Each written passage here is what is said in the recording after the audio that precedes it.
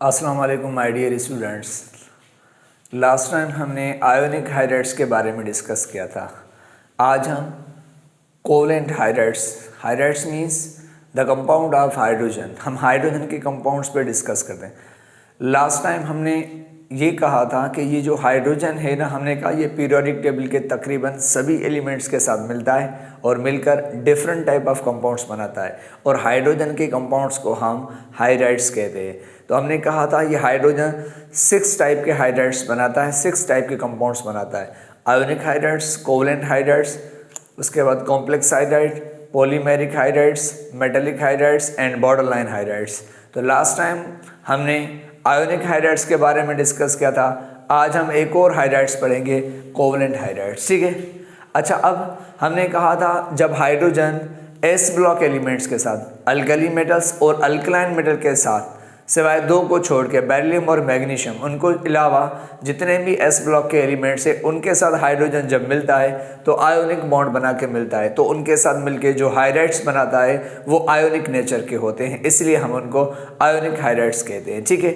अब आ जाए covalent hydrides किसके साथ मिलके बनाता है। ठीक है। तो मैंने लिखा है hydrides of 3rd A group to 7A group. Means hydrogen जब 3rd A, 4th A, 5th A, 6th A, 7th A, hydrogen जब 3rd A से लेकर 7th A तक जितने भी ग्रुप वाले एलिमेंट्स हैं इनके साथ जब मिलता है तो जो हाइड्राइड्स बनाता है, जो कंपाउंड बनाता है, वो कोवलेंट हाइड्राइड्स कहलाते हैं। ठीक है। क्यों? इसलिए कि हाइड्रोजन जब 3rd A, 4th A, 5th A, 6th A और 7th A इनके एलिमेंट्स के साथ जब मिलता है ना तो कोवलेंट बॉन्ड बना के मिलता है। क्या बनता है? शेयरिंग करके मिलता है, तो कोवलेंट बॉन्ड बना के मिलता है। इसलिए जो कंपाउंड बनते हैं हम उनको कोवलेंट हाइड्राइड्स कहते हैं या कोवलेंट कंपाउंड्स ऑफ हाइड्रोजन कहते हैं। तो सिंपली कि जो 3rd A से लेकर 7th A तक जो भी हाइड्रोजन के कंपाउंड्स होते हैं हम उन्हें कोवलेंट हाइड्राइड्स कहते हैं। एग्जाम्पल, 3rd A के साथ boron BH3 boron hydride, aluminium hydride, तो ये क्या है? ये भी कोवलेंट हाइड्राइड्स है क्योंकि इनमें हाइड्रोजन जो है इनके साथ कोवलेंट बॉन्ड बना के मिलता है। ठीक है। तो एग्जाम्पल 4th A ग्रुप वाले को हाइड्राइड्स के CH4 मीथेन और ये सीलेन CaIH, इसे सीलेन कहते हैं। ठीक है। और इस तरीके से 5th अमोनिया फॉस्फाइन और water, hydrogen sulphide, hydrogen fluoride, hydrogen chloride, hydrogen bromide, hydrogen iodide.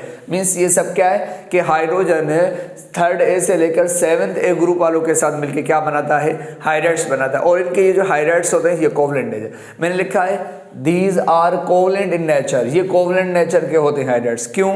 Due to presence of the covalent bond, क्योंकि इनके अंदर हाइड्रोजन और नाइट्रोजन, कार्बन, ये जो एलिमेंट्स हैं 3rd A से लेकर 7th A तक इनके साथ कोवलेंट बॉन्ड बना के मिलता है, इसलिए हम इन्हें कोवलेंट हाइड्राइड्स कहते हैं। ठीक है।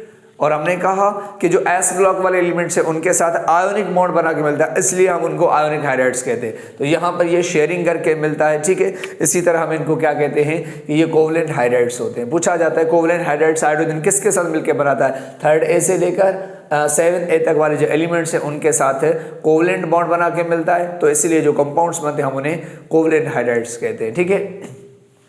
अच्छा, फिर हमने कहा कि ये जो कोवलेंट हाइड्राइड्स हैं इनको 3 हिस्सों में तकसीम किया गया है। हमने कहा कि जो hydrides of 3rd A and 4th A, जो 3rd A और 4th A वाले हाइड्राइड्स हैं वो क्या है? वो न्यूट्रल होते हैं। क्या होते हैं? न्यूट्रल। ना एसिड के साथ रिएक्शन करते हैं और ना बेस के साथ रिएक्शन करते हैं। They are the neutral in nature, तो ये न्यूट्रल नेचर के होते हैं। अच्छा, और हमने कहा है कि hydrides of 5th A group, जो 5th A ग्रुप वाले हाइड्राइड्स होते हैं वो आर बेसिक नेचर के होते हैं, जैसे अमोनिया, फॉस्फाइन, ये बेसिक नेचर के हाइड्राइड्स होते हैं। ठीक है। Hydrides of 6th A group and 7A group, 6th A group और 7A ग्रुप वाले जो हाइड्राइड्स होते हैं वो एसिडिक नेचर के होते हैं। क्या होते हैं? एसिडिक नेचर के। तो इट मीन्स एसिडिक नेचर के, इसका मतलब है बेस के साथ रिएक्शन करते हैं। ठीक है। तो यहाँ पर मैंने लिखा है कि 6A और 7A वाले जो हाइड्राइड्स होते हैं हाइड्रोजन के compound, those are the acidic nature के होते हैं। ठीक है। अच्छा, अब मुझे एक बात बताएं, हमने कहा कि 6 वाले भी एसिडिक होते हैं, 7 वाले भी एसिडिक। फिर मैंने लिखा है acidic strength increase from 6 to 7, तो 6 से 7 की तरफ जाएंगे तो एसिडिक स्ट्रेंथ बढ़ जाती है। तो सिंपली ये है कि जो 7 वाले हैं उनकी एसिडिक स्ट्रेंथ 6 वालों से ज़्यादा होती है। मैंने लिखा है कि जो 7 वाले होते हैं ना उनकी 6 वालों से ज़्यादा एसिडिक होती है। मीन्स 7, अगर 6 का एग्जाम्पल है जैसे यहाँ पर देखिए H2O, यहाँ पर H2O पड़ा है और यहाँ पे 7 का HF पड़ा है, तो means HF is a more acidic then water. आपको पता है वाटर के अंदर एसिडिक भी होती है, बेसिक होती है, तो इसका मतलब है बेसिक भी है, एसिडिक है, मीन्स न्यूट्रल फॉर्म में होता है, ठीक है, एम्फोटेरिक होता है, तो इसका मतलब है इसमें एसिडिक कम है और इसमें एसिडिक ज्यादा है, ठीक है। इसी तरह हाइड्रोजन सल्फाइड ज्यादा एसिडिक है, HCl। हमने कहा कि जो 7 वाले हाइड्राइड्स होते हैं हाइड्रोजन के कंपाउंड, वो 6 वालों से ज्यादा एसिडिक होते हैं, ठीक है। इसीलिए हम इनको क्या कहते हैं, ये ज्यादा एसिडिक, क्योंकि इनके अंदर ये जो हाइड्रोजन होते हैं ना ज्यादा पोलराइज होता है, ज्यादा चार्जेस क्रिएट करता है, जो जहाँ पे ज्यादा चार्जेस की वजह से, तो ये जो 7 वाले है ना ये जल्दी आयोनाइज हो जाता है, इसलिए हम इनको ज्यादा एसिडिक कहते हैं, ठीक है। तो 7 वाले ज्यादा एसिडिक है। अच्छा, ये तो अब ग्रुप में हमने कहा 6 वालों से 7 वाले ज्यादा एसिडिक है, ठीक है, तो ये तो हो गया क्लियर। अच्छा, फिर हमने लिखा है कि ग्रुप के अंदर भी तो है ना, जैसे हमने कहा 7 वाले सारे क्या है, एसिडिक नेचर के होते हैं, ठीक है, 7 वाले सारे एसिडिक नेचर के होते हैं, तो मैंने लिखा है acidic strength also increase from top to bottom. अगर टॉप टू बॉटम की बात करेंगे, 7 वाले हमने कहा कि सारे हाइड्राइड्स एसिडिक नेचर के होते हैं, अब इनमें ज्यादा एसिडिक कौन है अगर ग्रुप के हिसाब से देखा जाए, तो मैंने लिखा है टॉप टू बॉटम, ग्रुप में ऊपर से नीचे जाएंगे तो एसिडिक स्ट्रेंथ बढ़ती जाती है, मीन्स कंपाउंड जो है हाइड्राइड वो ज्यादा एसिडिक होता जाता है। जैसे यहाँ पर देखें सबसे ऊपर कौन है, HF होता है, तो HF कम एसिडिक है, HCl उससे ज्यादा एसिडिक है, HBr उससे ज्यादा एसिडिक है और HI उससे ज्यादा एसिडिक है, तो इसका मतलब है कि top to bottom acidic strength बढ़ती जाती है, ठीक है। तो याद रखो ये ऊपर से नीचे एसिडिक स्ट्रेंथ बढ़ती जाती है, ठीक है। अच्छा, दूसरी बात की ये जो 6 वाले हैं इनमें भी देखें, अगर आपसे पूछा जाए कि H2O ज्यादा एसिडिक है या हाइड्रोजन सल्फाइड ज्यादा एसिडिक है, तो आप क्या कहेंगे, तो हमने कहा top to bottom acidic strength बढ़ जाती है, तो हम कहते हैं हाइड्रोजन सल्फाइड जो होता है मोर एसिडिक होता है, किससे, वाटर से, तो hydrogen sulphide more acidic then water, ऊपर से नीचे एसिडिक कैरेक्टर एसिडिक स्ट्रेंथ बढ़ती जाती है, ठीक है, तो याद रखना ये भी। अच्छा चलें अब प्रिपरेशन, अब ये कोवलेंट हाइड्राइड्स हम कैसे बनाते हैं, कोवलेंट हाइड्राइड्स हम डिफरेंट मेथड से बनाते हैं, अलग अलग तरीकों से बनाते हैं, ठीक है। हमने लिखा है कि जैसे यहाँ पर देखें हाइड्रोजन क्लोरीन के साथ मिलकर क्या बनाते हैं, HCl हाइड्राइड, तो ये HCl क्या है, ये कोवलेंट हाइड्राइड से, ठीक है। तो हमने कहा कि यहाँ पे हाइड्रोजन और क्लोरीन को मिलाएंगे तो सनलाइट देनी पड़ेगी, जैसे ही सनलाइट गिरेगी तो सनलाइट हाइड्रोजन और क्लोरीन को मिला के क्या बनाएगी, HCl, तो HCl is a covalent hydride. इसी तरह हम ये जो नेसेंट हाइड्रोजन है, ये एटॉमिक हाइड्रोजन, ये जो एटॉमिक हाइड्रोजन है, ये एटॉमिक हाइड्रोजन ऑक्सीजन के साथ मिलाएंगे तो क्या बनेगा, वाटर। और आपको पता है एटॉमिक हाइड्रोजन मोर रिएक्टिव होते हैं, तो यहाँ पर किसी कंडीशन की जरूरत नहीं होती, ये room temperature, below room temperature पे रिएक्शन हो जाती है, ठीक है। अच्छा, हाइड्रोजन सल्फाइड और सल्फर के साथ मिलकर, हाइड्रोजन और सल्फर के साथ मिलकर क्या बनाएगा, हाइड्रोजन सल्फाइड कोवलेंट हाइड्राइड बन जाएगा। तो इनको जब रिएक्शन करवाएंगे तो 450 सेंटीग्रेड टेम्परेचर देना पड़ेगा, तो ये हाइड्रोजन सल्फर के साथ मिलकर क्या बनाएगा, covalent hydrides, hydrogen sulphide is a covalent hydride. इसी तरह कैल्शियम कार्बाइड है, कैल्शियम कार्बाइड से भी हम बना सकते हैं कोवलेंट हाइड्राइड्स। जरा आप देखें कैल्शियम कार्बाइड को जब किसके साथ मिलाएंगे हम, वाटर के साथ, ये कैल्शियम कार्बाइड है, ये वाटर के साथ मिलाएंगे, तो आपको पता है कि ये जो हाइड्रोजन है ये कार्बन हाइड्रोजन के साथ मिलेगा और ये कैल्शियम किसके साथ मिलेगा, ये कार्बन दो हाइड्रोजन के साथ मिलेगा, C2H2 बनेगा, और C2H2 को हम क्या कहते हैं, एसिटाइलिन, और ये क्या है, ये भी कोवलेंट हाइड्राइड, 4th ग्रुप का कोवलेंट हाइड्राइड कार्बन, ठीक है, कोवलेंट हाइड्राइड बन गया। बाकी जो 2 OH होंगे वो कैल्शियम के साथ मिलकर क्या बनाएगा, कैल्शियम हाइड्रोक्साइड बनेगा, इसलिए आपका कोवलेंट हाइड्राइड भी बनेगा। और हमने कहा ना कोवलेंट हाइड्राइड्स बना के डिफरेंट मेथड से, बहुत सारे तरीके हैं, ठीक है, तो यहाँ पर चंद हम डिस्कस कर रहे हैं, ठीक है। एल्यूमिनियम कार्बाइड, ये एल्यूमिनियम कार्बाइड के साथ मिलकर वाटर, ये भी बना सकते हैं। अच्छा, एल्यूमिनियम कार्बाइड के साथ कैसे मिलकर बनाएंगे, अब इसमें ये होगा कि ये जो एल्यूमिनियम है, ये एल्यूमिनियम मिलेगा ऑक्सीजन के साथ, ये एल्यूमिनियम 4 एल्यूमिनियम है, 2 एल्यूमिनियम यहाँ 3 ऑक्सीजन के साथ मिलकर क्या बनाएंगे, एल्यूमिनियम ऑक्साइड, फिर 2 एल्यूमिनियम दूसरे 3 ऑक्सीजन के साथ मिलकर दूसरा एल्यूमिनियम ऑक्साइड बनेगा, तो 2 एल्यूमिनियम ऑक्साइड बनेंगे। बाकी हाइड्रोजन कितने बचेंगे यहाँ पे 6 to the 12, तो यहाँ 12 हाइड्रोजन बचेंगे। या कार्बन कितने हैं, 3, एक कार्बन 4 हाइड्रोजन उठाएगा, तो 3 कार्बन है तो कितने 12, 12 के 12 ये हाइड्रोजन उठाएंगे, तो ये 12 हाइड्रोजन इन 3 कार्बन के साथ मिलके 3 CH4, 3 मीथेन के मॉलिक्यूल बनेंगे CH4, और ये जो CH4 है ये कोवलेंट हाइड्राइड है, ठीक है, कोवलेंट हाइड्राइड है 4th ग्रुप का कार्बन के साथ, ठीक है। तो इसी तरह आप यहाँ पे मीथेन कोवलेंट हाइड्राइड भी बना सकते हैं एल्यूमिनियम कार्बन। इसी तरह मैग्नीशियम नाइट्राइड की अगर हम बात करें तो मैग्नीशियम नाइट्राइड को वाटर के साथ मिलाए तो क्या बनेगा, इसी तरह देखो ये यहाँ पे क्या है, ये जो है ना ये नाइट्रोजन किसके साथ मिलेगा, हाइड्रोजन के साथ, 2 नाइट्रोजन है और यहाँ पे 6 हाइड्रोजन है, तो 3 हाइड्रोजन एक नाइट्रोजन के साथ, 3 हाइड्रोजन दूसरे नाइट्रोजन के साथ। इसी तरह क्या बनेगा, 2 अमोनिया, ये क्या अमोनिया क्या है, this is a covalent hydride. बाकी जो ये बचेंगे आपको, ये जो OH बचेंगे, ये 6 OH, इनमें से मैग्नीशियम कितने हैं, 3 मैग्नीशियम है, एक मैग्नीशियम के साथ 2 OH, तो इसी तरह 6 OH है, तो 3 मैग्नीशियम के साथ 6 है, एक के साथ 2, दूसरे मैग्नीशियम के साथ 2, तीसरे के साथ भी 2, इसी तरह क्या 3 मैग्नीशियम हाइड्रोक्साइड बन जाएंगे और आपका अमोनिया, या अमोनिया क्या है आपका कोवलेंट हाइड्राइड। इसी तरह हम PCl3 के साथ वाटर मिला के भी बना सकते हैं कोवलेंट हाइड्राइड HCl।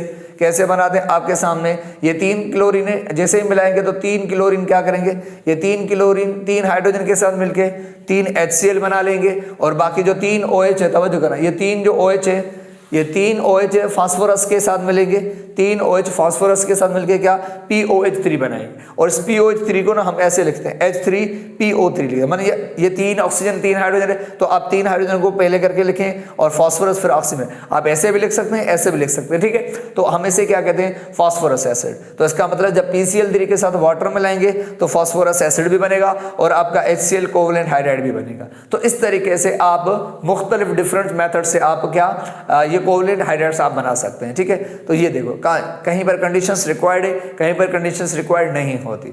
उसके बाद आ जा प्रॉपर्टीज, ये जो कोवलेंट हाइड्राइड्स होते हैं ये किस खासियत है, इनकी नेचर क्या है, इनके कैरेक्टरिस्टिक क्या है। Number 1, these are colourless gases या वोलेटाइल लिक्विड्स, ये ध्यान में रखना। एक्चुअली क्या है कि ये जो कोवलेंट हाइड्राइड्स होते हैं ना, ये या तो वोलेटाइल लिक्विड्स होते हैं या तो कलरलेस गैसेस होती हैं। मीन्स या तो ये गैस नेचर में होते हैं और या लिक्विड्स में होते हैं, ये सॉलिड में बिल्कुल कम होते हैं। क्यों, क्योंकि इनके अंदर कोवलेंट बॉन्ड है, और जहाँ कोवलेंट बॉन्ड होता है ना वहाँ कंपाउंड्स मॉलिक्यूल की फॉर्म में होते हैं, और जहाँ मॉलिक्यूल होते हैं वहाँ इंटरमॉलिक्यूलर फोर्स होती है। इंटरमॉलिक्यूलर फोर्स बहुत ही वीक फोर्स होती है जो मॉलिक्यूल्स के बीच में होती है, और जहाँ वीक फोर्स होती है ना वहाँ पे जो कंपाउंड्स होते हैं ना या तो गैस स्टेट में होते हैं या तो लिक्विड स्टेट में होते हैं, ये ज़हन में रख लेना, ठीक है। तो इसी तरह यहाँ पे लिखा है मैंने कि दीज आर, ये जो कोवलेंट हाइड्राइड्स होते हैं ये लिक्विड्स है, या तो लिक्विड्स होते हैं या तो गैस, या तो वोलेटाइल लिक्विड्स, वो भी वोलेटाइल एवापोरेट हो जाते हैं, या तो गैसेस होती हैं और वो भी कलरलेस, इनका कोई कलर नहीं होता। And having low boiling point, इनकी बॉइलिंग पॉइंट बहुत कम होती है, तभी तो ये वोलेटाइल नेचर के होते हैं।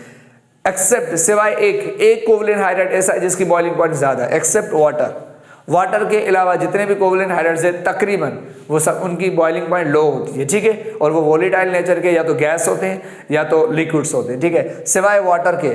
वाटर ऐसा कोवलेंट हाइड्राइड्स है which has high boiling point, इसकी बॉइलिंग पॉइंट बहुत हाई होती है, तकरीबन कितनी होती है 100 सेंटीग्रेड टेम्परेचर, 100 सेंटीग्रेड ज़्यादा का, बाकी की तो उनकी 100 सेंटीग्रेड से कम बॉइलिंग पॉइंट, तो इनकी बॉइलिंग पॉइंट हाई है वाटर की। वाटर कोवलेंट ऐसा हाइड्राइड है जिसकी बॉइलिंग पॉइंट हाई है। आपसे पूछे क्यों इसकी हाई है, due to presence of the majority maximum number of hydrogen bonding, क्योंकि वाटर के मॉलिक्यूलों के दरमियान में जो हाइड्रोजन बॉन्डिंग होती है वो ज़्यादा होती है, मैक्सिमम होती है। वैसे तो हाइड्रोजन बॉन्डिंग HF और अमोनिया में भी होती है ना, हम ये रीज़न नहीं कह सकते हैं कि हाइड्रोजन बॉन्डिंग की वजह से, हाइड्रोजन बॉन्डिंग है इसकी वजह से इसकी बॉइलिंग पॉइंट ज़्यादा है, ठीक है, ऐसा नहीं। हाइड्रोजन बॉन्डिंग तो HF और अमोनिया में भी, हाँ वाटर में भी हाइड्रोजन बॉन्डिंग है, लेकिन वाटर के अंदर हाइड्रोजन बॉन्डिंग की कैपेसिटी बना उसकी एक्सटेंशन ज़्यादा है, मीन्स वाटर के मॉलिक्यूलों में हाइड्रोजन बॉन्ड ज़्यादा बनते हैं अमोनिया और HF के मुकाबले, तो इसलिए तो बॉइलिंग पॉइंट ज़्यादा का रीज़न ये है कि वाटर के मॉलिक्यूलों के दरमियान में जो नंबर ऑफ हाइड्रोजन बॉन्ड बनते हैं वो मैक्सिमम बनते हैं, जिसकी वजह से इसकी बॉइलिंग पॉइंट ज़्यादा हो।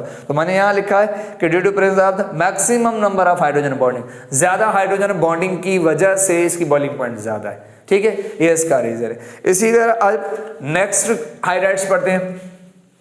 हमने नेक्स्ट कौन सा है, कॉम्प्लेक्स हाइड्राइड। अब ये कॉम्प्लेक्स हाइड्राइड्स क्या होते हैं, मैं आपको ये बात बताऊं कि ये जो कॉम्प्लेक्स हाइड्राइड्स होते हैं ना ये बेसिकली हाइड्राइड से ही मिलके बनते हैं। ये जो सिंपल हाइड्राइड्स होते हैं, आयोनिक हाइड्राइड्स है, ये कोवलेंट हाइड्राइड्स है, ये क्या है, these are the simple hydrides, क्योंकि इनमें बाइनरी कंपाउंड्स है ना। तो एक्चुअली ये जो कॉम्प्लेक्स हाइड्राइड्स है ना, ये कॉम्प्लेक्स हाइड्राइड्स से इन्हीं सिंपल हाइड्राइड से मिलके बनते हैं। वैसे कॉम्प्लेक्स किससे कहते हैं, हम कॉम्प्लेक्स कहते हैं जब दो छोटी चीज़ें आपस में मिले तो जो बड़ी चीज़ बन जाती है हम उसे क्या कहते हैं, दैट्स कॉम्प्लेक्स कहा जाता है। तो यहाँ पर भी कुछ ऐसा ही है। अब मैं आपको एक बात बताऊँ, कि जब ये जो फर्स्ट ग्रुप वाले हाइड्राइड्स होते हैं ना, आयोनिक हाइड्राइड्स, ये सिंपल हाइड्राइड्स है, और ये जो थर्ड ग्रुप वाले जो हाइड्राइड्स होते हैं ना, ये भी क्या है, these are also simple hydrides. तो कोवलेंट हाइड्राइड्स और आयोनिक हाइड्राइड्स हम इनको सिंपल हाइड्राइड्स कहते हैं, क्योंकि इनके अंदर दो दो एलिमेंट्स होते हैं, ठीक है। अब हमने कहा कि जब ये सिंपल, जब दो चीज़ें सिंपल आपस में मिलेगी ना, तो एक बड़ी चीज़ बनेगी, कॉम्प्लेक्स चीज़ बनेगी, तो हम उसे कॉम्प्लेक्स कहते हैं। तो यहाँ पर भी अब ये कॉम्प्लेक्स हाइड्राइड कैसे बनते हैं, मैंने यहाँ पर लिखा है, द कॉम्बिनेशन ऑफ टू या मोर सिंपल हाइड्राइड्स। जब दो या दो से ज़्यादा सिंपल हाइड्राइड्स आपस में मिलते हैं तो एक बड़ा हाइड्राइड बनता है, बड़ा हाइड्राइड, जिसे हम क्या कहते हैं, कॉम्प्लेक्स हाइड्राइड कहते हैं। मैंने कहा दो या दो से ज़्यादा सिंपल हाइड्राइड्स जब आपस में मिलते हैं तो एक बड़ा हाइड्राइड बनता है, जिसे हम क्या कहते हैं, टू फॉर्म कॉम्प्लेक्स हाइड्राइड्स। क्या कहते हैं, कॉम्प्लेक्स हाइड्राइड। और मैंने यहाँ लिखा है hydrides of first A group, जो फर्स्ट ग्रुप वाले हाइड्राइड्स है ना, lithium hydride, sodium hydride, potassium hydride, ठीक है। और थर्ड ग्रुप वाले जो हाइड्राइड्स होते हैं, जैसे boron hydride, aluminium hydride, these are unstable. ये अनस्टेबल होते हैं। क्या होते हैं, ये अनस्टेबल होते हैं। मतलब आप इनको रखेंगे तो ये किसी के साथ मिलाएंगे तो ये उसी वक्त ही रिएक्ट कर लेंगे, उसके साथ जुड़ जाएंगे, मिल जाएंगे, ठीक है। तो ये हमने कहा कि फर्स्ट ए ग्रुप वाले हाइड्राइड्स और जो थर्ड ए ग्रुप वाले हाइड्राइड्स है वो अनस्टेबल होते हैं, इसीलिए सो दे कंबाइन ईच अदर, आपस में वो मिल जाते हैं। थर्ड ए वाले और जो फर्स्ट वाले और थर्ड वाले आपस में मिल जाते, जैसे उनको मिलाएंगे वो अनस्टेबल है, आपस में मिल जाते हैं, रिएक्ट कर लेते हैं और मिलके ईच अदर, आपस में मिलके क्या, टू फॉर्म एक बड़ा हाइड्राइड बनाते हैं, आपस में मिलकर एक बड़ा, जिसको हम कॉम्प्लेक्स हाइड्राइड कहते हैं। जैसे मिसाल के तौर पर देखिए, अगर आप ये लिथियम हाइड्राइड सिंपल हाइड्राइड है फर्स्ट ग्रुप का, फर्स्ट ग्रुप पर हाइड्राइड, और ये एल्यूमिनियम हाइड्राइड थर्ड ग्रुप का हाइड्राइड है, दोनों सिंपल हाइड्राइड है। अब ये दो हाइड्राइड जब आपस में मिलेंगे, ये दोनों हाइड्राइड है, दोनों सिंपल हाइड्राइड इसको मानते हैं, तो इन दो सिंपल हाइड्राइड जब ये आपस में मिलेगी ना, तो इनके मिलने से एक बड़ा हाइड्राइड बनेगा, जिसको हम क्या बोलेंगे, लिथियम एल्यूमिनियम हाइड्राइड, और this one is a complex hydride कहलाता है। तो क्या हुआ कि ये जो हाइड्राइड है, ये भी हाइड्राइड है, ये भी हाइड्रोजन का कंपाउंड है, लेकिन ये दो सिंपल हाइड्राइड से मिलकर बना है, तो इसलिए हम इसे क्या कहेंगे, that is a complex hydride. Complex से कहते हैं जो सिंपल चीज से बने, तो ये दो सिंपल हाइड्राइड मिलकर एक बड़ा हाइड्राइड बन रहा है, तो इस बड़े हाइड्राइड को हम कॉम्प्लेक्स हाइड्राइड कहते हैं, ठीक है। इसी तरह सोडियम हाइड्राइड फर्स्ट ग्रुप का और थर्ड ग्रुप का एल्यूमिनियम हाइड्राइड, दोनों क्या है, अनस्टेबल होते हैं। इनको जैसे ही मिलाएंगे तो ये आपस में मिलकर क्या बना लेते हैं, ये बना लेते हैं सोडियम एल्यूमिनियम हाइड्राइड। तो ये भी क्या है, this is also complex hydride. तो ये कॉम्प्लेक्स हाइड्राइड है, क्योंकि दो हाइड्राइड से मिलकर बना, इसलिए हम इनको कॉम्प्लेक्स हाइड्राइड कहते हैं, ठीक है। अच्छा, कॉम्प्लेक्स हाइड्राइड का लिखने का तरीका होता है, इनका general formula, they have the general formula AbH4। इसका मींस आप देखो यहाँ पर ये इनको मिला रहे हैं, इनमें लिथियम भी है, हाइड्रोजन भी है और एल्यूमिनियम भी है। तो अब आप मिलाने के बाद मिल तो जाएंगे, कॉम्प्लेक्स बनेगा, लेकिन कॉम्प्लेक्स हाइड्राइड को रिप्रेजेंट कैसे करेंगे, उनको जाहिर कैसे करेंगे, उनको लिखा कैसे जाएगा, तो उनके लिए जनरल फार्मूला AbH4। ए मींस ए किसको शो कर, ए मींस यूनिवैलेंट आयन, जो यूनिवैलेंट आयन होगा, यूनिपॉजिटिव आयन, उसको पहले रखना है सबसे। ए मींस यूनिपॉजिटिव यूनिवैलेंट आयन, जैसे लिथियम सोडियम माना फर्स्ट ग्रुप वाले जो मेटल है वो यूनिवैलेंट होते हैं, यूनिपॉजिटिव, उनको सबसे पहले रखना है कॉम्प्लेक्स हाइड्राइड में। उसके बाद बी रखना है, बी मींस ट्राइवेलेंट, जो थर्ड ग्रुप वाले जो एलिमेंट्स हैं, थर्ड ग्रुप वाले जो केटाइन होंगे, मींस ट्राई पॉजिटिव जो आयन होंगे जैसे एल्यूमिनियम है, उनको वरी उसके बाद रखना है, ए के बाद बी माना उसको उसके बाद रखना है, ठीक है। उसके बाद जो हाइड्रोजन होंगे, टोटल हाइड्रोजन होंगे, ठीक है, उनको लास्ट में रखना है, ठीक है, उनको लास्ट में H4 की फॉर्म में रखना है। मींस एक हाइड्रोजन वो और तीन थर्ड ग्रुप वाले, एक फर्स्ट ग्रुप वालों का हाइड्रोजन, चार मिला के ना हम लास्ट में रखेंगे, ठीक है। तो ये basically this the method representation का। तो ये क्या है, AbH4। तो पहले देखिए यहाँ पर देखिए, ये लिथियम और सोडियम, ये क्या है, ये फर्स्ट ग्रुप के यूनिवैलेंट है, इनको रखा। उसके बाद एल्यूमिनियम क्या है, बी मींस ट्राइवेलेंट, फिर आपने आखिर में क्या किया, हाइड्रोजन को लास्ट में रखा है। तो आप ऐसे रिप्रेजेंट करेंगे, ठीक है, कॉम्प्लेक्स। चलें इनकी प्रॉपर्टीज, ये जो कॉम्प्लेक्स हाइड्राइड्स होते हैं इनकी खासियतें कैसी होती है, मैंने लिखा है these are salt like white solids. ये भी सॉलिड्स होते हैं सॉल्ट की तरह, ये भी क्या है, ये भी सॉल्ट्स की तरह सॉलिड्स होते हैं, व्हाइट कलर के होते हैं, ठीक है। And they are the stable up to 300 centigrade. ये जो कॉम्प्लेक्स हाइड्राइड्स होते हैं ना, they are stable up to 300 centigrade. तो ये 300 सेंटीग्रेड तक अपनी हालत में एग्जिस्ट करते हैं, दे आर स्टेबल होते हैं। 300 सेंटीग्रेड टेम्परेचर, 300 सेंटीग्रेड अगर कहीं पर एरिया गर्म होगा तो वहां पर भी ये अपनी फॉर्म में रह सकते हैं, इतने स्टेबल है। 300 सेंटीग्रेड से अगर आप ज़्यादा हीट करेंगे तो फिर ये कॉम्प्लेक्स जो हाइड्राइड्स होते हैं ये डिकम्पोज हो जाएंगे, ब्रेक हो जाते हैं, ठीक है। तो हमने कहा अप टू 300 सेंटीग्रेड तक की ये रह सकते हैं, उसके बाद ये डिकम्पोज हो जाएंगे, ब्रेक हो जाएंगे, ठीक है। अच्छा, these are soluble in water.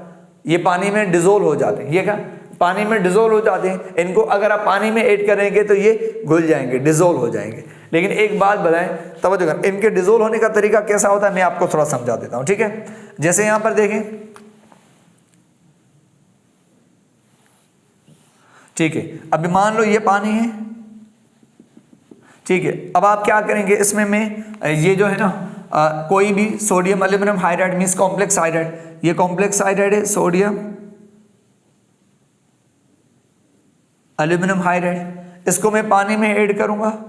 जैसे ही ऐड करूंगा इसको सोडियम एल्यूमिनियम हाइड्राइड को किसमें, इसको इसके पानी के अंदर क्या करूंगा, ऐड करूंगा, ठीक है। तो क्या होगा, ये आयन, जैसे ही सोडियम एल्यूमिनियम हाइड्राइड को पानी में, सॉल्ट है ना, इसको जैसे ही पानी में ऐड करूंगा तो ये आयोनाइज हो जाएगा, आयन में चेंज हो जाएगा। तो इसमें क्या होगा कि सोडियम अलग हो जाता है, तवज्जो करना, सोडियम एल्यूमिनियम हाइड्राइड को जैसे ही पानी में डिसोल्व किया तो ये आयंस में टूट जाता है, आयोनाइज हो जाता है, इसके आयंस अलग अलग हो जाते हैं, जिसमें सोडियम केटाइन अलग हो जाता है, बाकी जो एल्यूमिनियम और हाइड्रोजन चार ना ये नेगेटिव की फॉर्म में अलग हो जाते हैं।